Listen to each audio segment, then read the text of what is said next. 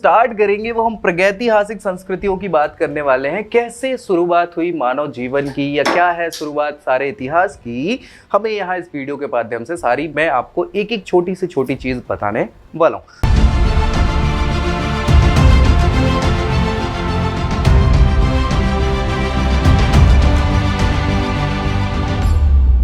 Hello दोस्तों, एक बार फिर स्वागत है आपका हिस्ट्री खबरी में। हिस्ट्री खबरी में हम बात करते हैं कहीं ना कहीं सारी की सारे इतिहास की हम बातें यहाँ करने वाले हैं, और शुरुआत जो हम करने वाले हैं वो बिल्कुल शुरुआत से स्टार्ट करने वाले हैं। सो शुरुआत से शुरू करने के लिए आपको कहीं ना कहीं जो स्टार्ट करेंगे वो हम प्रागैतिहासिक संस्कृतियों की बात करने वाले हैं। कैसे शुरुआत हुई मानव जीवन की, या क्या है शुरुआत सारे इतिहास की, हमें यहाँ इस वीडियो के माध्यम से सारी मैं आपको एक एक छोटी से छोटी चीज बताने वाला हूँ।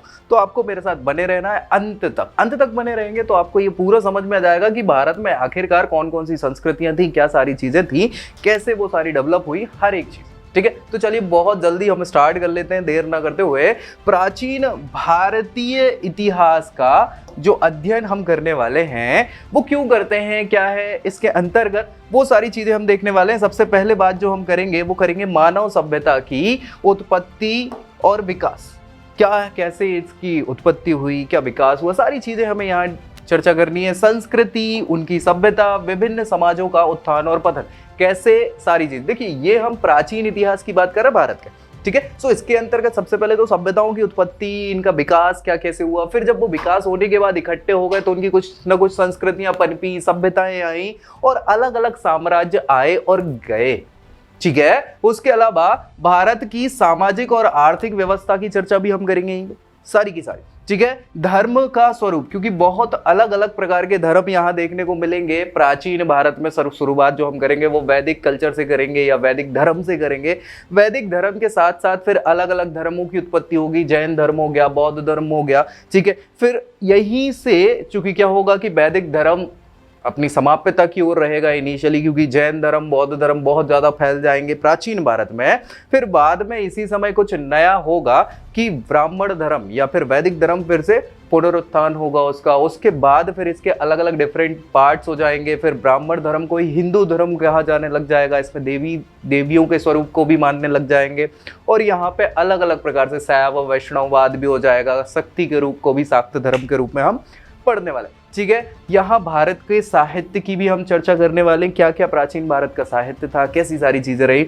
वैज्ञानिक तथा कलात्मक उपलब्धियों के संबंध में जानकारी भी प्राप्त करने की दिशा में प्राचीन भारतीय इतिहास का अध्ययन करना ही एकमात्र सर्वश्रेष्ठ उपाय है भाई, ठीक है। अगर हम प्राचीन भारत का अध्ययन ही नहीं करेंगे तो हमें नहीं समझ में आएगा कि भाई क्या उपलब्धियां थी, वैज्ञानिक उपलब्धियां जो आज वैज्ञानिक बोल रहे हैं, क्या वो भारत में पहले से व्याप्त थी। बहुत सारे लोग ये जानना चाहते हैं कि आखिर क्यों ऐसा बोला जाता है कि भारत में तो ये बहुत पहले से चल रहा है, ये वैज्ञानिक तो बाद में, ठीक है। सो कैसे पता चलेगा, तभी तो पता चलेगा जब हम इतिहास के बारे में जानकारी रखेंगे, प्राचीन भारत की चर्चा करेंगे। उनके अलावा कलात्मक जो उपलब्धियां थी भारत की, वो सारी चीजों को अगर हमें जानना है तो इसके लिए एकमात्र और सर्वश्रेष्ठ उपाय क्या हो जाता है, प्राचीन भारत के बारे में जानना। चलिए देख लेते हैं। यहाँ पे जो इतिहास लेखन की परंपरा की शुरुआत की हम बात करें तो भाई भारत में ऐसा कुछ बहुत अच्छा था नहीं। पहले इतिहास प्राचीन भारत का लिखा जाता था, लेकिन ऐसा नहीं लिखा जाता था कि इतिहास को दृष्टिगत रखते हुए कि भविष्य में वो पढ़ने योग्य रहेगा या कुछ, ऐसा नहीं लिखा जाता था। तो लोग जिनकी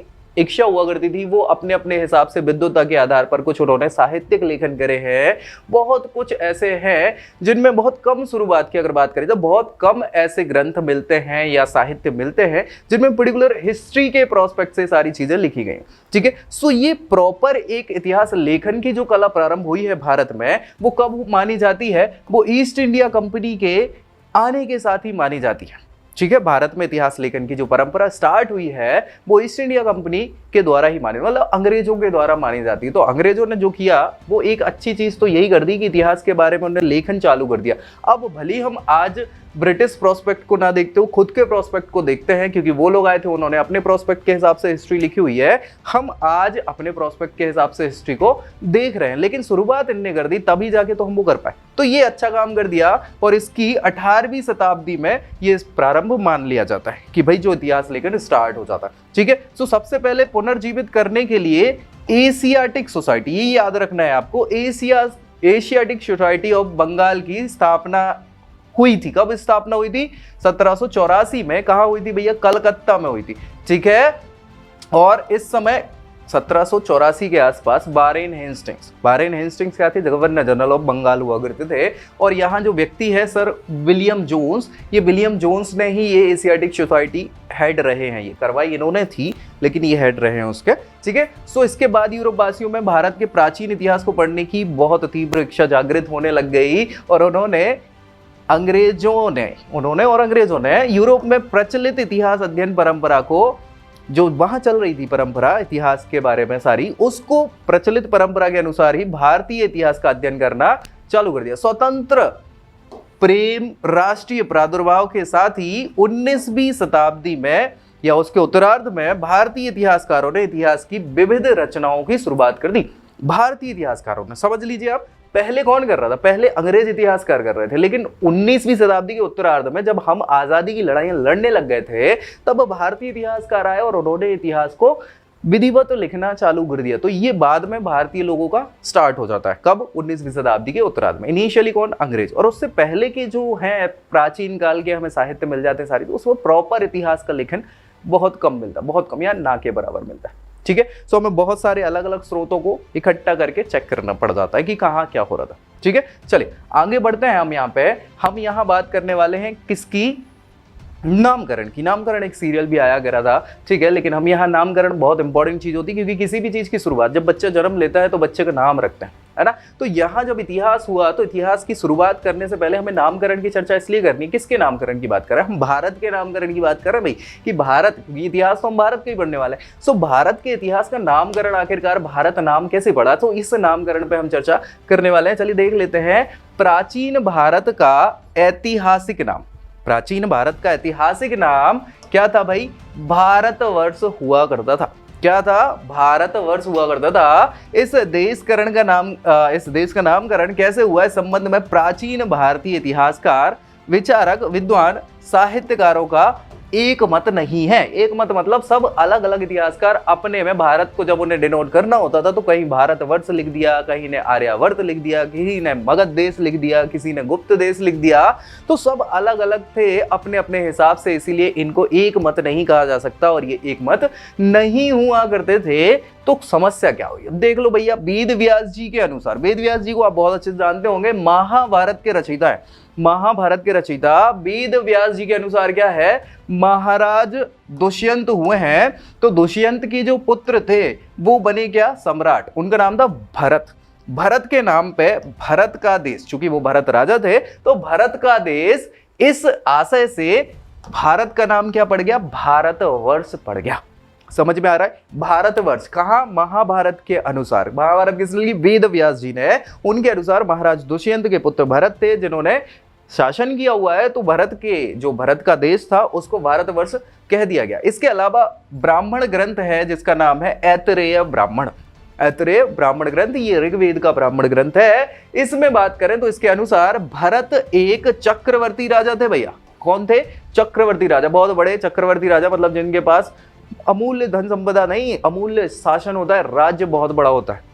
ठीक है, तो वो चक्रवर्ती राजा थे जिन्होंने चारों दिशाओं तक भूमि को जीतकर, चारों दिशाओं तक, ठीक है, जितनी क्या दिशाएं तो 10 हैं, लेकिन चारों दिशाएं, जो बड़ी बड़ी दिशाएं हम मान लेते हैं, पूरा पश्चिम उत्तर दक्षिण, चारों दिशाओं को जीतकर, जो भी आसपास की भूमि थी उसको जीतकर एक विशाल साम्राज्य का वर्ण किया। वर्ण मतलब स्थापन की या उसको भोगा, और अश्वमेघ यज्ञों से यजन किया। अश्वमेघ यज्ञ आपने देखा होगा, अगर रामायण आपने देखी है बाद में, उत्तर रामायण जिसको कहा जाता है, जब सीता जी भी आ जाती है, वनवास खत्म हो जाता है, सब कुछ हो जाता है, उसके बाद आपने देखा कि रामचंद्र जी क्या करते हैं? ये यज्ञ कराते हैं। ठीक है, अश्वमेघ यज्ञ, उसमें एक अश्व होता है और अश्व को क्या किया जाता है? पूरी अपनी चारों दिशाओं में भेजा जाता है, मतलब जनरली स्टार्टिंग करा जाता है। तो जहां तक उनका साम्राज्य है, वो अश्व जहां चला गया, दूसरे की टेरिटरी में भी चला गया, तो वो राजा अगर उस अश्व को रोक लेता है, उस घोड़े को रोक लेता है, इसका मतलब ये है कि अब युद्ध होगा। ठीक है, सो यहाँ लव कुश में कुछ को वो पसंद आ जाता है तो कुछ क्या कर लेता है? रोक लेता है घोड़े को। अगर नहीं रोका अपनी टेरिटरी में, इसका मतलब ये है कि हम वो बड़े राजा का अधिकार स्वीकार करते हैं, भाई वो बड़े हैं, हम उनके रिस्पेक्ट में काम करेंगे, उनके नाम पे काम करेंगे, ऐसा होता था। ठीक है, सो अश्वमेघ यज्ञ का क्या किया इन्होंने? यजन किया, जिससे उनके नाम पर क्या पड़ गया? नाम भारतवर्ष नामकरण। ये कहाँ मिल रहा है? ये ऐतरेय ब्राह्मण में लिखा हुआ है। ठीक है, कोई दिक्कत? भारतवर्ष, एक नाम तो ये मिल गया हमें भारत का। और देख लेते हैं नाम अलग अलग। चलिए, मत्स्य पुराण। मत्स्य पुराण 18 पुराण है भाई, है ना, तो अभी हम पढ़ेंगे आगे। तो 18 पुराण है, 18 पुराण में मत्स्य पुराण। मत्स्य पुराण की एक अनुश्रुति, अनुश्रुति मतलब होता है कि कथा की बात चल रही है। अनुश्रुति में आदि प्रजापति, आदि प्रजापति मतलब ब्रह्मा जी की बात चल रही है। आदि प्रजापति एवं न्याय के व्यवस्थापक महाराज मनु को, मनु, ठीक है, सो मनु की संतान है ना, हम ऐसा बोलते हैं, ठीक है। सो मनु को प्रजा का भरण पोषण करने एवं जन्म देने के कारण भरत, किसको? मनु को ही भरत बोल रहे हैं यहाँ पे। कहाँ पे? मत्स्य पुराण में। तो इनको भरत तथा जिस भूमि पर मनु का शासन व्यवस्था प्रचलित थी उसे क्या कहा गया? उसे भारतवर्ष कहा गया। ठीक है भाई, कोई दिक्कत परेशानी? चलिए, बहुत बढ़िया, आगे बढ़ लेते हैं। नामकरण के संबंध में जैनियों यानी जैन धर्म वाले लोगों का मत अलग है एवं भागवत, भागवत मतलब विष्णु जी को मानने वाले जो लोग हैं उन्हें भागवत कहा जाता है ना, भागवत धर्म संबंध भागवत कथा होती है ना। सो विष्णु जी के अवतार को मानने वाली ये भागवत है और ये जैन है, ठीक है। सो इन लोगों की परंपरा के अनुसार भगवान ऋषभदेव, ऋषभदेव जैनियों में क्या है? ये पहले तीर्थंकर हैं, सबसे बड़े। जैसे परमपिता परमेश्वर बोला जाता है ब्रह्मा जी को, वैसे ही ऋषभदेव भी परमपिता परमेश्वर है जैन में, ठीक है। सो उनकी ज्येष्ठ पुत्र मतलब उनके बड़े बेटे का नाम क्या था? भरत था। किसके? ऋषभदेव के बड़े बेटे का नाम भरत था, जो श्रेष्ठ गुणयुक्त एवं महायोगी थे।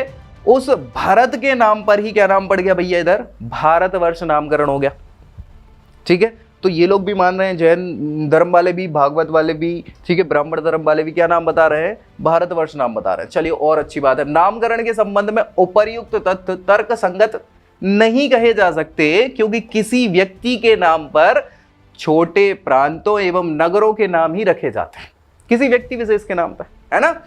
बड़े देशों के नाम वहां के निवासियों एवं जातियों के ऊपर रखे जाते हैं।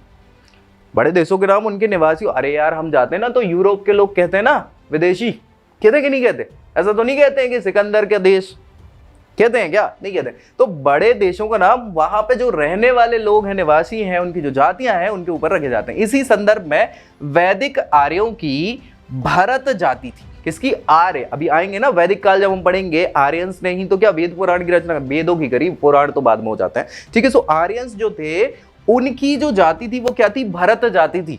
तो भरत जाति के नाम पे इस देश का नाम क्या पड़ गया? भारतवर्ष पड़ गया, क्योंकि यह जाति तत्कालीन परिवेश में राजनीतिक शक्ति, वैदिक साहित्य और सभ्यता के विकास में क्या थी? सबसे आगे हुआ करती थी, अग्रणी थी। इसी के फलस्वरूप इस जाति के द्वारा प्रस्फुटित संस्कृति प्रभावित सारे राष्ट्र का नाम क्या पड़ा गया भैया? भारतवर्ष पड़ गया। तो एक नाम तो बहुत अच्छे से भारत का इतिहास पढ़ रहे हैं हम। भारतवर्ष नाम जो है वो कहाँ से आया? अलग अलग जगहों पे आप देखने को मिल रहा है। बावजूद इसके यहाँ पे एक जो तथ्य इतिहासकार मानते हैं वो ये मानते हैं कि भाई किसी व्यक्ति के नाम पे कोई भी देश का नाम रखना कब तक है? छोटी जगह का रख दो नाम, आप कहीं कुछ भी रख सकते छोटी, लेकिन बड़े देशों का नाम कैसे? वहां के जो निवासी हैं उनके नाम पे रखा जाता है। तो ऐसे ही जब आर्यंस भारत में, आर्यों का आगमन भारत में हुआ मध्य एशिया से, तो उनकी जो जाति थी वो भरत जाति के थे, और उसी भरत जाति के कारण ही संपूर्ण देश का नाम क्या पड़ गया? आगे चल के भारतवर्ष पड़ गया, ठीक है, समझ में आ गया। चलिए और नामों की बात कर लेते हैं यहाँ पे। इस तथ्य को सिद्ध करते हुए वायु पुराण, वायु पुराण अभी मत्स्य पुराण था, अब ये वायु पुराण है। वायु पुराण में अभिव्यक्त किया गया है, मतलब लिखा गया, बताया गया है कि समुद्र के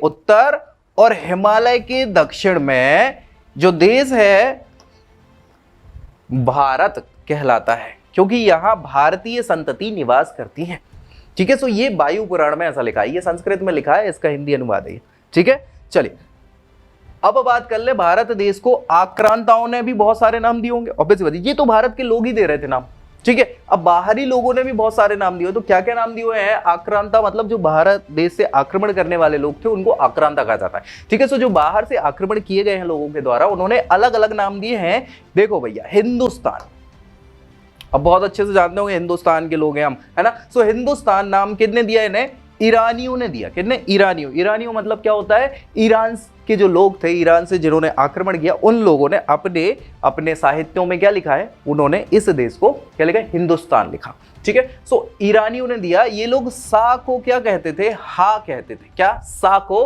हा कहते थे। तो भैया समस्या क्या थी, सा को हा कहने से मतलब क्या हो गया, इधर हिंदुस्तान ही मतलब सा की कोई बात आ रही होगी। चलिए देखते हैं। इसी के चलते सिंधु नदी, चूंकि सिंधु नदी भारत में बहती है, बहती की नहीं बहती, सबसे पश्चिमी सीमा की बात करें तो पहले पाकिस्तान जब एक हुआ करता था तो सिंधु नदी बाउंड्री बनाती थी इंडिया की, है ना। तो सिंधु नदी को पार करके ये लोग आते थे, ये देश तब पड़ता था। तो सिंधु नदी के आसपास रहने वाले लोगों को हिंदू, मतलब उस समय सिंधु नदी को साकोहा बोल रहे तो हिंदू हो गए, एवं उस भाग को क्या बोल दिया, हिंदुस्तान नाम दे दिया। किसने, ईरानियों ने। इस नाम का प्रयोग ईरान से प्रभावित मुस्लिम राष्ट्र करते थे, ठीक है। जो ईरान से प्रभावित मुस्लिम राष्ट्र थे वो इस नाम को, किसको, हिंदुस्तान, कौन बोलता था, जो भी ईरान से प्रभावित मुस्लिम राष्ट्र रहा करते थे। भारत के निवासी भारतवर्ष या भारत खंड को अंगीकृत कर सके, अन्य नामों का प्रवेश भारतीयता में नहीं हो सका, वो और नामों का प्रवेश नहीं हो पाया भारतीयता में। यूनानियों ने भारत को क्या नाम दिया, यूनान वाले लोग जो इंडिया वाले, मतलब इंडिया क्यों बोलते थे, क्योंकि वो इंग्लिश वाले लोग या ग्रीक लैंग्वेज जो चलती थी, तो इंडिया इसलिए क्योंकि जो नदी थी, देखो ये लोग सिंधु नदी को साकोहा बोले तो हिंदू हो गया, है ना। ये लोग जो है सिंधु को, अब तो उन्हें हिंदी थोड़ी आती है, वो तो ग्रीक बोलते थे या इंग्लिश की बात कर लो चलो सरल शब्दों में, तो वो क्या बोलते थे, इंडस। भाई सिंधु नदी को क्या बोलते हैं, इंडस। तो यहाँ के लोगों को इंडिया के समझ पा रहे, चलिए तो इंडिया नाम दिया। भाई सिंध नदी को क्या बोलते थे, इंडस बोलते थे। इसी के फलस्वरूप उस क्षेत्र को क्या कह दिया इनने, इंडिया कह दिया, और यहाँ पर निवास करने वाले लोगों को क्या बोल दिया, इंडियन। समझ गए भैया।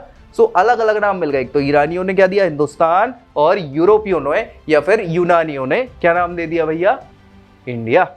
ठीक है, तो ये नामकरण की पूरी कहानी आपको समझ में आ जाएगी। अब देख लेते हैं कि भारत के जो प्राकृतिक विभाग है क्या क्या भारत में पाया जाता है। ये नक्शा देख रहे हो इधर, ये वाला जो क्षेत्र है यहाँ पे ऐसा, ठीक है। सो ये क्षेत्र जो है ये भारत है इधर वाला। अब इधर भारत में क्या क्या है, हिमालय श्रृंखला है, ये ऊपर पूरी हिमालय श्रृंखला हो गई। हिमालय के उत्तर भारत के मैदान है, उसके नीचे गंगा घाटी का मैदान हो गया, सिंधु घाटी का मैदान हो गया, ठीक है। ब्रह्मपुत्र घाटी का भी मैदान पड़ जाता है यहाँ पे। फिर भैया बिंद मेखला, बिंद और सतपुड़ा श्रेणी है। फिर दक्षिण में प्रायद्वीपीय दक्षिण भारत का पठार कहलाता है, ठीक है। फिर सुदूर दक्षिण में, ये अपन ने देख लिया सारी चीजें। तो ये कुछ भारत का प्रदेश है, प्राकृतिक विभाग है यहाँ पे, निम्नलिखित प्राकृतिक विभाग, ठीक है। तो 6-7 अलग अलग विभागों में इसको बांटा जा सकता है, ठीक है भैया। चलिए बहुत अच्छी बात है, आगे बढ़ लेते हैं। अब जो प्राचीन भारत के निवासी थे, क्या थे, कैसे थे, इन सारी चीजों की चर्चा हम यहीं तेजी में कर लेते हैं। चलिए बहुत जल्दी अपन बढ़ते हैं। देखो भैया अलग अलग जातियां यहाँ पे विद्यमान थी, जैसी हमने चर्चा करी है जातियों के नाम पे ही नाम रख रहे हैं, तो भारत में भी अलग अलग जातियां विद्यमान थी। कौन कौन सी थी, आपने बहुत ज्यादा नाम सुना होगा, किसका, आर्यंस का, आर्यों का। अब आर्यों का जब नाम सुनते हो तो दूसरा नाम भी सुन लेते हो, द्रविड़, है ना, दक्षिण भारत के लोग द्रविड़। एक ये नया शब्द आपने बहुत कम सुना होगा, सवरपुलिंद, ठीक है, और किरात। ये 4 अलग अलग जातियां उस समय भारत में निवास करती थी। तो क्या थी ये जातियां, देख लेते हैं चलो जल्दी जल्दी। आर्य की अगर बात करें तो ये आर्य जाति के लोग क्या है, इनकी विशेषताएं देख लो भैया। गेहुआ रंग, गेहुआ रंग दे तू मोहे गेरुआ, गेरुआ नहीं गेहुआ, गेहुआ मतलब गेहूं के कलर वाला, ठीक है। सो ब्रिटिश की अगर बात करी जाए तो गेहुआ कलर इनका होता था, और इनका जो मस्तिष्क है, दिमाग जो है वो उन्नत था, बड़ा भरा विस्तृत भारी, ठीक है। उठी हुई नाक थी इनकी, उठी हुई नाक मतलब ये दबी नाक रहती वो नहीं, उठी हुई नाक, ठीक है, उठी नाक। लंबा आकार, लंबा आकार मतलब 6 फुट के, 5 फुट के, 5.5 फुट के, ठीक है। और सिर भी क्या होता था, लंबा होता था। अब इधर से ऐसे निकल के नहीं आ रहा है सिर, ठीक है, लंबा मतलब ठीक ठाक। चलिए द्रविड़ जाति के लोगों, काले रंग के, काले रंग के, नाक चपटी, चपटी वाली, ठीक है। लंबा सिर, सिर तो लंबा ही है। चलिए बहुत अच्छी बात है। मोह, बालयुक्त, बालयुक्त मोह मतलब ये बाल जो है वो पूरे, अभी बियर्ड वाला नहीं है ना, बाल वाला, ठीक है, तो वो बाल वाले। और कद इनका क्या होता था, नाटा होता था, छोटा कद होता था। क्या है ये द्रविड़ कहलाते हैं। चलिए बहुत अच्छी बात है। नेक्स्ट देख लेते हैं। सवरपुलिंद की बात करें तो इनका चेहरा रोमयुक्त होता है, बौना कद होता है, सिर लंबा होता है, काले रंग के होते ही हैं, और नाक भी चपटी होती है। तो लगभग अगर बात करी जाए द्रविड़ इनसे मिलते जुलते लोग हैं, ठीक है। ये ओरिजिनल भारत के लोग इनिशियली हुआ करते थे, यानी कि जो द्रविडियंस है वो द्रविडियंस कौन थे, वो इंडियन ही थे इनिशियल। आर्य तो बाहर से आए, है ना। सो वो सवर पुलिंद हो गए, ये भारतीय लोग हैं। इस जाति को मतलब किसकी बात कर रहे हैं, किरात की बात कर रहे हैं। तो किरात क्या है, मंगोल, मंगोलियंस जो लोग हुआ करते थे, मंगोल मतलब चाइना के ऊपर है मंगोल देश, मंगोलिया जिसको बोलते हैं। सो मंगोल या पीली जाति भी कहा जाता है। हिमालय श्रृंखला के उत्तरी एवं उत्तर पूर्वी प्रदेशों में इस जाति का निवास स्थान है। इस जाति की विशेषताएं पूर्व जातियों से मिलती जुलती हैं, इससे और इससे, मतलब कि कहीं ना कहीं सबर बुलंद और द्रविडियंस के मिलते जुलते हो, बस थोड़ा उत्तर रहते हैं उत्तर भारत में। तो ये काले नहीं होके पीले हैं। पीले मतलब ऐसा नहीं मतलब गेहुआ टाइप का ही कलर है, बहुत वो नहीं, काले सांवले नहीं है। ठंडे वाले प्रदेश में तो सांवला होने का तो मतलब ही नहीं होता। ठीक है, चलिए। सो ये यहाँ पे ये 4 जातियां हुआ करती थी, कौन कौन सी, आर्यंस हो गई, द्रविड़ हो गई, सवर पुलिंद हो गई और किरात हो गई। ठीक है, ये भारत के लोग हैं, ये इनिशियली यही भारत के लोग हैं। समझ में आई। चलो आगे बढ़ लेते हैं और क्या क्या बताया इधर। जो प्रागैतिहासिक समाज है भारत का, उसमें मानव का उद्भव एवं विकास कैसे हुआ, क्या हुआ, सारी चीजों को हम यहाँ डिस्कस कर लेते हैं। मानव के विकास, उसके संघर्ष, उत्थान पतन और सांस्कृतिक उपलब्धियों की जानकारी जो लिखित में प्राप्त होती है उसे हम क्या कहते हैं, उसी को कहते हैं बस इतिहास। बिना लिखित चीजों का इतिहास नहीं होता। ठीक है, उसको प्रागैतिहास कहते हैं। जो हम पढ़ेंगे डोंट वरी, इतिहास वही है जो लिखा गया। अब जो लिखा ही नहीं गया उसका क्या इतिहास। ठीक है, सो इतिहास वही है जिसमें संघर्ष की बात करी हो, उत्थान पतन की, सांस्कृतिक की उपलब्धियां जो भी रही हो वो सारी, और लिखित रही है जानकारी, उसी को हम इतिहास कहते हैं। ये सबसे सुंदर डेफिनेशन है इतिहास की अगर बात करी जाए। हालांकि आप कहोगे सर पास्ट के जितने भी जो भी इवेंट्स हुए हैं वो इवेंट्स भी तो इतिहास, बिल्कुल हैं, लेकिन पढ़ने के हिसाब से तो लिखित चीज़ ही पढ़ोगे ना। इतिहास के बारे में कौन बता रहा है, कहानियां हैं वो कहीं ना कहीं पढ़ी होंगी, लिखी होंगी, कुछ तो हुआ होगा। सो लिखित जो है वही इतिहास है। और जो लिखित नहीं मिलता, साक्ष्यों के माध्यम से हम चर्चा करते हैं, औजारों पे, हथियारों से जो करते हैं, वो प्रागैतिहास कहलाता है। क्यों? क्योंकि तब तक मानव ने लिखना ही नहीं सीखा था। जब से लिखना सीख गया तब से क्या हो गया, इतिहास हो गया। चलिए देख लेते हैं। उससे पूर्व की सभ्यता के आरंभ, मानव के उद्भव एवं प्रारंभिक विकास की प्रक्रिया को जानने का स्रोत क्या कहलाता है, प्रागैतिहास कहलाता है, या प्राक इतिहास, प्री हिस्ट्री कहलाता है। ठीक है, प्रागैतिहास काल के अध्ययन के लिए पुरातत्व क्योंकि भैया वही तो खोद अभी नहीं करनी पड़ेगी, खोजना पड़ेगा, खुदाई करके चेक करना पड़ेगा कहाँ गया वाला। सो बहुत इंपॉर्टेंट है। सबसे पहले तो आर्कियोलॉजिकल या आर्कियोलॉजी, पुरातत्व। दूसरा क्या, मानव विज्ञान, एंथ्रोपोलॉजी। मानव विज्ञान तभी तो पता चलेगा कि मानव का कैसे क्या परिवर्तन हुआ, कैसे वो धीरे धीरे विकास के स्तर पर पहुंचता चला गया। सो मानव विज्ञान की बात करेंगे।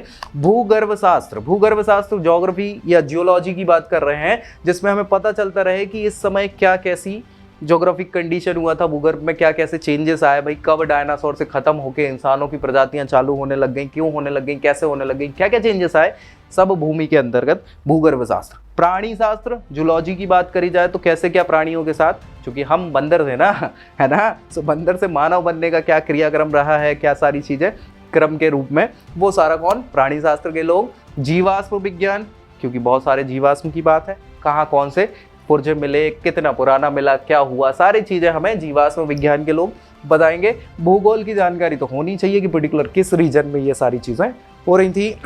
इन सारे विज्ञान की शाखाओं की सहायता लेना बहुत आवश्यक होता है जब भी हम कभी प्रागैतिहास की बात करते हैं। तो आप सोचो कि भैया मेरे को खुदाई करके चेक करने जाना है, तो केवल एक व्यक्ति से काम नहीं चलने वाला, आपको इतने सारे लोग चाहिए होंगे। कौन कौन चाहिए होंगे, पुरातत्व वाला, मानव विज्ञान वाला, भूगर्भ शास्त्र, प्राणी शास्त्र, जीवाश्म विज्ञान वाला, भूगोल वाला। इन सारे लोगों के साथ मिलकर पूरी टीम बनती है। कभी भी जब सर्वे होता है या किसी नई चीज की खोजबीनी होती है तो एक एक व्यक्ति का अपना अपना डिफरेंट काम होता है, तभी जाके प्रॉपर फाइनली हमें कोई चीज मिल पाती है। ठीक है, सो अब आप कहोगे कि सर ये कैसे हो सकता है, तो भैया हमारा जो इतिहास है बहुत पहले शुरुआत जो होती थी इतिहास की, वो आर्यों के आगमन से होती थी, यानी वैदिक साहित्य से होती थी। लेकिन फिर बाद में 1921 में खुदाई हुई किसकी, हड़प्पा की। हड़प्पा नामक हमें पुरातात्विक शहर मिल गया, सबसे पुरानी सभ्यता भारत की मिल गई, जो दुनिया की सभ्यताओं में सबसे विकसित हुआ करती थी। सो इन सारे लोगों की मदद से तभी जाके तो काम हुआ। तो अभी एक नया अध्याय भी जुड़ गया, कौन सा, सिंधु घाटी सभ्यता, है ना। उसके पहले तक जो इतिहास चलता था, कौन सा चलता था, वैदिक काल से ही स्टार्ट हो जाता था, क्योंकि उनके पहले का कोई हमारे पास लिखित साक्ष्य था ही नहीं, और लिखित साक्ष्य हम इतिहास मानते थे, है ना। सो वो सारी चीजें यहाँ पे अब आपको समझ में आ गई कि प्रागैतिहास के लिए इतने सारे लोग लगते हैं, थोड़े बोड़े लोग नहीं लगते, बहुत सारे। ठीक है, सबका अपना अपना डिपार्टमेंट होता है। चलिए आगे बढ़ लेते हैं। और यहाँ प्रागैतिहासिक पद्धतियां और महत्व की बात करनी है। प्रागैतिहास की जो पद्धतियां और महत्व हैं वो ये हैं कि मानव के उद्भव, विकास, संघर्ष, परिस्थिति के बारे में जानकारी प्राप्त करने का एकमात्र साधन क्या है? प्रागैतिहास ही है। नहीं तो पता कैसे चलेगा मानव का कब विकास हुआ, कैसे विकास हुआ? ये पुरानी चीज, क्योंकि लिखित नहीं मिला ना, उस समय लिख तो पाते नहीं थे। हम भी जानवर थे, जानवर से हम इंसान बनने में परिवर्तित हो रहे थे, और लिखना तो बहुत बाद में सीखा, जब हम बहुत अच्छे से सभ्य हो गए तब तो लिखना सीखा। नहीं तो वही आवाज हम जानवरों जैसे ही करते थे कि वो कहाँ जा रहे हो, ऐसे ही पूछते थे, तो वो बताते थे, ऐसा चलता। समझ रहे हो? तो वही चीज़ है। लेखन कला हमने बहुत बाद में, आपने देखा होगा कि फिर चित्रकला सीखी हमने पहले। पिक्टोग्राफिक स्क्रिप्ट की बात करें तो भाव चित्र आते हैं, भाव को चित्र के माध्यम से, कि गर्मी है तो सूरज दिखा दिया, भैया बहुत गर्मी है, लू के थपेड़े चल रहे हैं। समझ रहे हो? सो ये चित्र, फिर चित्र से फिर स्क्रिप्ट पे आए प्रॉपर, स्क्रिप्ट के बाद उसको अरेंज करना सीखा, तो फिर जब से लिखना चालू हुआ। ठीक है, चलिए। तो यहां जब मानव लेखन कला से अपरिचित था, नहीं जानता था भैया, तो मानव के समस्त दृष्टिकोणों का अध्ययन क्या कहलाएगा, किस हिसाब से काम कर रहा है सारी चीजें, तो प्रागैतिहास के अंतर्गत किया जाता है। उस मानव की सारी चीजों का अध्ययन जो है, विकास है, उसके हर दृष्टिकोण का अध्ययन प्रागैतिहास के अंतर्गत किया जाता है। प्रागैतिहास के द्वारा 30 लाख वर्ष पूर्व की बात चल रही है। ठीक है, 30 लाख वर्ष पहले से कब तक? 3000 ईसा पूर्व के पहले तक। समझ रहे हो? 3000 ईसा पूर्व, क्योंकि इस समय क्या मिल गई थी? सिंधु घाटी सभ्यता, तब से लेखन कला चालू हो गई। अब वो हम पढ़ नहीं पाए, वो अलग चीज है ना। पिक्टोग्राफिक स्क्रिप्ट है उनकी, लिखा हुआ है, उनने लिखी है बहुत सारी चीजें, बस हम नहीं पढ़ पाए। जिस दिन हम पढ़ लेंगे तो बात अलग है। ठीक है, सो अभी तो चल रही है, कोशिश चल रही है सारी चीजें। ये 30 लाख से 3000 साल पहले तक का जो पूरा इतिहास है वो क्या कहलाएगा? आपका प्रागैतिहास कहलाएगा भैया। क्या कहलाएगा? प्रागैतिहास। तो लगभग 30 लाख सालों का अध्ययन इतिहास में ये प्रागैतिहास कहलाता है। ठीक है, चलिए आगे बढ़ते हैं और देखते हैं इस अध्ययन की जो विधियां हैं, क्या क्या विधियां हो सकती हैं भाई। तो विधियां देखें, साधारण रूप में इतिहास के अध्ययन के लिए 2 पद्धतियां ही अपनाई जाती हैं। कौन सी 2 पद्धतियां? एक पद्धति है जिसको हम कहते हैं ऐतिहासिक पद्धति। कौन सी? ऐतिहासिक पद्धति। और दूसरी क्या कहलाएगी? पुरातात्विक पद्धति। इतिहास की और दूसरी पुरातत्व की। सो ऐतिहासिक पद्धति और पुरातात्विक पद्धति। ऐतिहासिक पद्धति में तत्कालीन इतिहासकारों द्वारा, जो इतिहास है मतलब इतिहास तो लिखा गया है कि नहीं। सो इतिहास जो है ऐतिहासिक पद्धति में तत्कालीन जो इतिहासकार हैं उनके तिथि क्रम से व्यक्ति एवं राज्य के संबंध में हमें जानकारी प्राप्त हो जाती है। इतिहास में तो ज्यादा समस्या आती नहीं है, लेकिन समस्या कहाँ आती है? पुरातात्विक पद्धति, है ना, क्योंकि वो लिखित तो है नहीं। सो पुरातात्विक यानी दूसरी विधि के आधार पर पुरातात्विक उत्खनन, जो भी हमने पुरातत्व ने खुदाई करी, खुदाई में जो भी चीजें मिल रही हैं, उसमें क्या क्या सारी साक्ष्य मिल रहे हैं, उन्हीं के अनुसार जो मानव के क्रियाकलाप हो रहे थे। भाई हमने देखा कि वहां पे अगर कोई औजार मिला है तो औजार का यूज आज क्यों करते हैं? हम क्यों करते हैं किसी भी औजार का यूज? या तो किसी की मार कुटाई करने में, या पर्टिकुलर कोई काम करने में। हम स्क्रू ड्राइवर आज हमें मिलेगा, आज हम यूज करते हैं स्क्रू ड्राइवर, काय को करते हैं? या तो किसी को फोड़ना हो, टुच्च देना हो पच्च से, ठीक है, तो या फिर कोई नट बोल्ट खोलना हो या लगाना हो। तो इस औजार का क्या मतलब हुआ? इसका मतलब यही हुआ। तो अब वो सोचेंगे कि भैया ये औजार मिला, कुल्हाड़ी मिली है। अच्छा ये कुल्हाड़ी मिली, क्या करते होंगे कुल्हाड़ी से?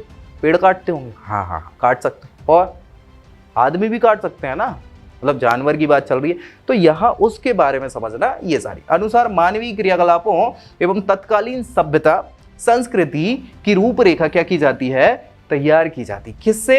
पुरातात्विक साक्ष्यों के आधार पर, उत्खनन में जो चीजें प्राप्त हुई उसके आधार पर। तो दोनों ही पद्धति है। इतिहास बहुत सिंपल हो जाता है, लिखित मिल जाता है। पुरातत्व में थोड़ी समस्या आती है, क्योंकि बहुत सारे लोगों का सहयोग इसमें जरूरी रहता है, और सबके अपने अपने व्यूज होते हैं। उसके हिसाब से मानव क्या कर रहा था, कैसे विकास हुआ, वो सोचना, उसकी जानकारी लगाना, हासिल करना, ये थोड़ा सा टफ पड़ जाता है। ठीक है, चलिए तो ये सारी चीजें समझ में आ गई। प्रागैतिहास के अध्ययन का महत्व एक्चुअली है क्या? क्या महत्व है प्रागैतिहास के अध्ययन करने से? कोई फायदा है भी कि नहीं है भाई? क्यों हम जबरदस्ती में ये पूरी वीडियो देख रहे हैं लास्ट तक? क्या इससे कोई फायदा होगा? तो बिल्कुल फायदा होगा। क्यों होगा? कि मानव के उद्भव, मानव के उद्भव मतलब मानव कैसे उत्पत्ति हुई। मानव तो जानवर था पहले इनिशियली, तो कैसे मानव बना, ये बहुत इंटरेस्टिंग टॉपिक है अपने आप में। अगर कोई व्यक्ति जानना चाहता है तो उसके लिए तो ये अपने आप में लुभावना है, जीवन कट जाएगा उसके बारे में जानते जानते कि आखिर जानवर से मानव बना तो बना कैसे। ठीक है, मतलब बानर से, एप से, किससे आपको लेना, उसका विकास कैसे हुई, प्रकृति से उसके क्या क्या संघर्ष हुए। भाई बहुत इंपॉर्टेंट संघर्ष है भाई, हम धीरे धीरे जब एप हुआ करते थे तो एप तो भाई कहीं ना कहीं जंगलों में रह रहे थे। कहाँ रह रहे थे? पेड़ पौधों पे रह रहे थे। पौधों पे तो नहीं, पेड़ों पे रह रहे थे। अब नीचे उतरते तो बड़े जानवर है। ये बड़ी समस्या का विषय है कि बड़े जानवर है। अब बड़े जानवर हैं तो सो भी नहीं पा रहे हो। क्यों? जब आप सोते हो कई बार तो गहरी नींद में सोते हो, आपको पता ही नहीं चलता कि कब सो रहे हैं, क्या हो रहा है, क्या सारी चीज़। या फिर अब जब कभी ट्राई करना बस में, कार में जब झपकी लगती है तो हमारी क्लास में भी तो झपकी लग जाती है तो हमारी नींद खुल जाती है।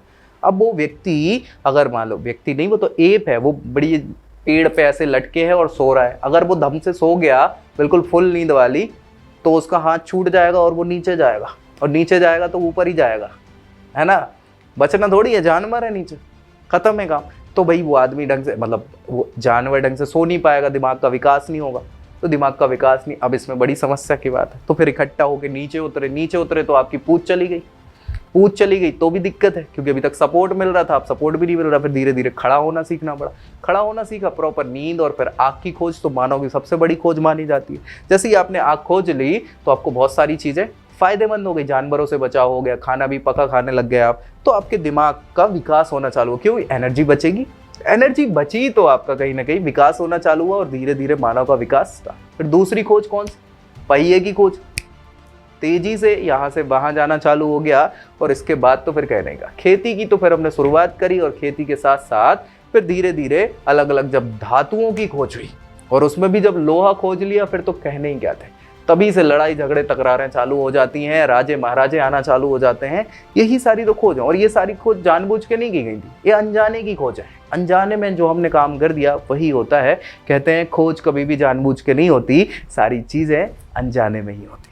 ठीक है, तो अनजाने में बहुत सारी चीज हुई, और यहाँ पे इनके संघर्ष, उस पर जो विजय प्राप्त हुई, प्रौद्योगिकी के क्षेत्र में जो प्रगति इन्होंने हासिल करी, प्रौद्योगिकी उस समय की बात चल रही है। ठीक है, तो जानकारी प्रागैतिहासिक के अध्ययन से ही हमें क्या हो जाती है, प्राप्त होती है। इसलिए बहुत इंपॉर्टेंट है इसका अध्ययन करना। ठीक है, पुरा पाषाण काल, मध्य पाषाण काल और नव पाषाण काल।